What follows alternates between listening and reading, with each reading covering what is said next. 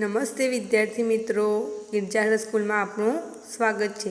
આજે આપણે ધોરણ 8માં ગણિતની અંદર ચેપ્ટર નંબર 1 સમય સંખ્યાઓ વિશે ભણીશું। તેની અંદર આપણે નંબર 1 થી 39 સુધી આગળના પિરિયડમાં શીખી ગયા હતા। તો આજે આપણે નંબર 40 થી શીખીશું। નંબર 40 કિંમત શોધો। તેની અંદર છે પહેલા નંબરનું 2/5 વત્તા 3/4 વત્તા કૌંસમાં -2/20 વત્તા કૌંસમાં -4/10। તો અહીંયા ગાડી આપણે સૌ પ્રથમ શું કરીશું, સરવાળાનું ચિહ્ન છે અને કૌંસની અંદર બાદબાકીનું ચિહ્ન છે, તો તેને આપણે કૌંસમાં ગુણીએ તો લખાશે -2/20। તેવી જ રીતે -4/10 લખાશે તો લખાશે અહીંયા 2/5 વત્તા 3/4 -2/20 -4/10।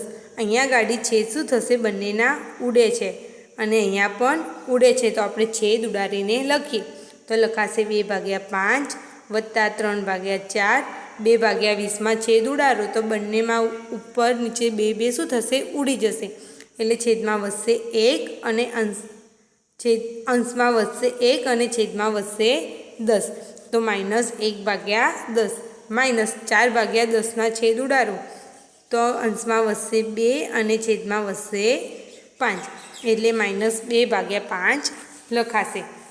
અહીંયા 2/5 ધન પૂર્ણાંક છે અને અહીંયા પણ 2/5 ઋણ પૂર્ણાંક છે, તો તેને આપણે જોડે લખીએ તો લખીશું 2/5 -2/5 વત્તા 3/4 -1/10। તો 2/5 -2/5 શું થશે, ઉડી જશે। કેમ કે એક ધન પૂર્ણાંક છે અને એક ઋણ પૂર્ણાંક છે, એટલા માટે શું થશે, કેન્સલ થશે। વત્તા 3/4 -1/10, 4 અને 10નો લસા કેટલો થાય, જે થશે 20, તો આપણે છેદમાં લખીશું 20। હવે 3ને આપણે 5 વડે ગુણો તો લખાશે 15 અને 1ને આપણે 2 વડે ગુણીએ તો 1 × 2 એટલે લખાશે 2, તો 15માંથી 2 બાદ કરો તો કેટલા વધશે, 13 અને છેદમાં વધશે 20, તો આપણને જવાબ મળશે 13/20। હવે આપણે જોઈએ નંબર 2 3/7 ગુણ્યા 5/9 ગુણ્યા કૌંસમાં -9/24 ગુણ્યા કૌંસમાં 14/15।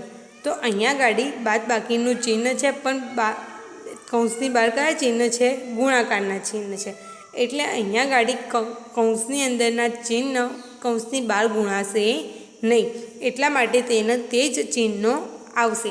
હવે અહીંયા ગાડી છેદ ઉડે છે, તો આપણે છેદ ઉડાડીને લખીશું, તો છેદ ઉડાડીને લખીએ તો લખાશે 3/7 ગુણ્યા 5/9 ગુણ્યા -9/24 અને 14/15। હવે આપણે તેના છેદ ઉડાડીએ તો લખાશે અહીંયા 9 શું થશે, ઉડી જશે, 9 ઉડી જશે, પછી અહીંયા 3 અને અહીંયા 5 ઉડી જશે, એટલે 3 × 5 = 15, એટલે છેદમાં વધશે 5। હવે અહીંયા 7 × 2 = 14, 7 ઉડી જાય એટલે અહીંયા અંશમાં વધશે 2 અને અહીંયા 24, એટલે 2ને 24 સાથે છેદ ઉડાડો તો છેદમાં વધશે 12 અને અંશમાં 2 કેન્સલ થઈ જશે, બરાબર છે। તો અહીં અંશમાં કેટલા વધ્યા, 5 વધશે અને છેદમાં વધશે 12 × 5।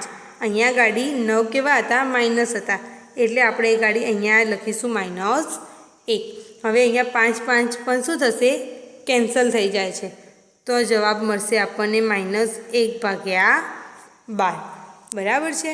તેવી રીતે તમારે જાતે કરોનો દાખલા નંબર 1 અને દાખલા નંબર 2 જે તમારે જાતે કરવાનો રહેશે, જે તમારે નોટબુકમાં લખવાનું રહેશે। હવે આપણે જોઈએ નંબર 41 શૂન્ય સિવાયની કોઈ પણ 2 અલગ સંખ્યાઓનો ગુણાકાર હંમેશા ખાલી જગ્યા હોય, તો શૂન્ય સિવાયની કોઈ પણ 2 અલગ સંખ્યાઓનો ગુણાકાર કરો તો આપણને કઈ મળશે, શૂન્ય સિવાયની સંખ્યા મળશે। તો અહીંયા જવાબ આવશે ઓપ્શન સી, નંબર 42. નીચેના પૈકી પ્રાકૃતિક સંખ્યા કઈ છે? તો આપણને જવાબ આપ્યા છે તેમાંથી ઓપ્શન એ જે છે તે કઈ છે? પ્રાકૃતિક સંખ્યા છે. જ્યારે ઓપ્શન બી કેવી છે? ઋણ સંખ્યા છે. ઓપ્શન સી અને કેવી છે? તે અપૂર્ણાંક છે. અને ઓપ્શન ડી છે જે માઇનસ અપૂર્ણાંક છે, એટલે કે માઇનસ ઋણ પૂર્ણાંક છે. એટલે અહીં જવાબ આવશે આપણો ઓપ્શન એ 39. નંબર 43. નીચેના પૈકી પૂર્ણ સંખ્યા કઈ છે? તો પૂર્ણ સંખ્યામાં શેનો સમાવેશ થાય છે? શૂન્ય, ધન અને ઋણ. પણ અહીંયા આગળ આપણને જે પણ ઓપ્શન આપ્યા છે, ઓપ્શન એ, ઓપ્શન બી અને ઓપ્શન ડી, તે કેવા છે? અપૂર્ણાંકો છે. તો પૂર્ણ સંખ્યામાં તો શૂન્યનો સમાવેશ થાય, પણ અપૂર્ણાંકનો સમાવેશ થતો નથી.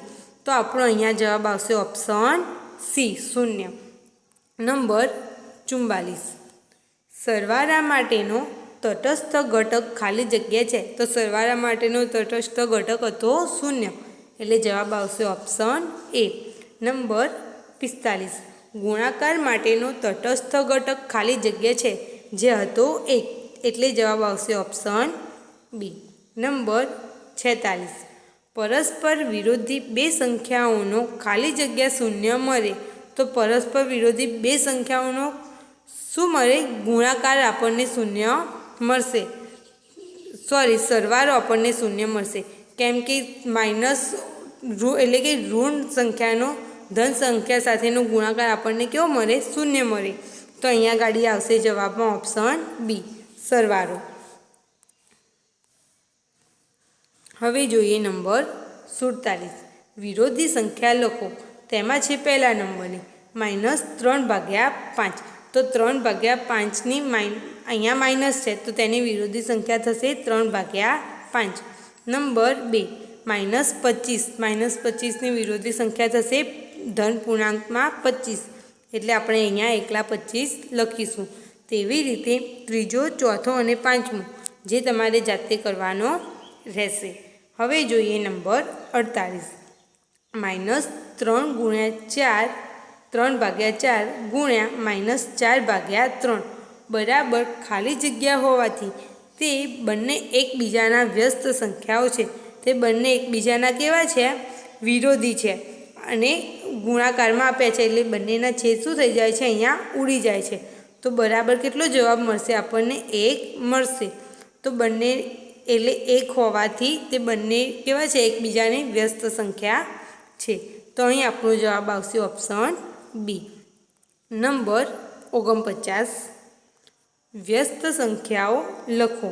તો 2/5ની વ્યસ્ત સંખ્યા લખવાની છે, એટલે શું થઈ જશે? ઉલટાઈ જશે. અંશમાં રહેલી સંખ્યા છેદમાં લખાશે અને છેદની સંખ્યા અંશમાં લખાશે, એટલે લખાશે 5/2. તેવી રીતે બીજા નંબરનું -1/2. તો 2ને અંશમાં લખો તો લખાશે -2/1.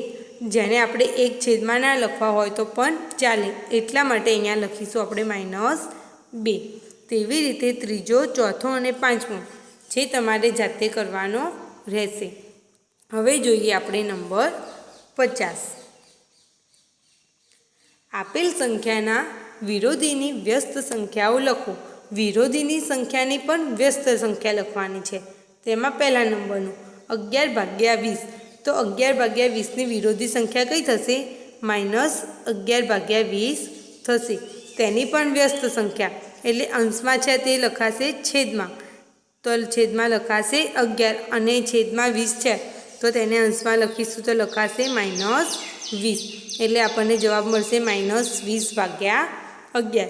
તેવી રીતે બીજા નંબરનું -3/4. -3/4ની વિરોધી સંખ્યા કઈ થાય? જે થશે 3/4 અને તેની વ્યસ્ત, એટલે તેની વ્યસ્ત થશે 4/3. તેવી રીતે ત્રીજો, ચોથો અને પાંચમો તમારે જાતે કરવાનો રહેશે. હવે આપણે જોઈએ નંબર 51. આપેલ સંખ્યાના વ્યસ્તની વિરોધી સંખ્યા લખો. સૌ પ્રથમ શું કરવાનું છે? તેનો વ્યસ્ત કરવાનો છે, પછી તેની વિરોધી સંખ્યા કરવાની છે.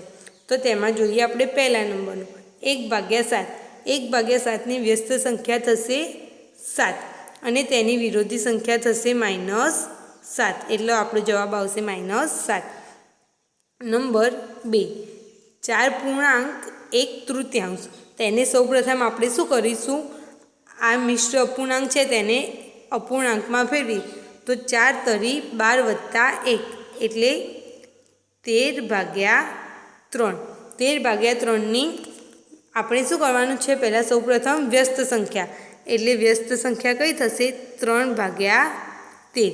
હવે તેની વિરોધી, તો 3/13ની વિરોધી સંખ્યા થાય -3/13. બરાબર છે. તો તેવી જ રીતે તમારે ત્રીજો, ચોથો અને પાંચમો જે તમારે જાતે કરવાનો રહેશે. હવે જોઈએ આપણે નંબર 52. સમય સંખ્યા માટે ગુણાકારનું સરવાળા પર વિભાજન કરો. ગુણાકારનું સરવાળા પર વિભાજન એટલે આપણે 3 સંખ્યા આવશે, જે આવશે સમય સંખ્યાઓ a, b અને c માટે લખીએ આપણે તો a ગુણ્યા કૌંસની અંદર b વત્તા c બરાબર કૌંસની અંદર લખીશું a ગુણ્યા b વત્તા કૌંસમાં લખીશું a ગુણ્યા c.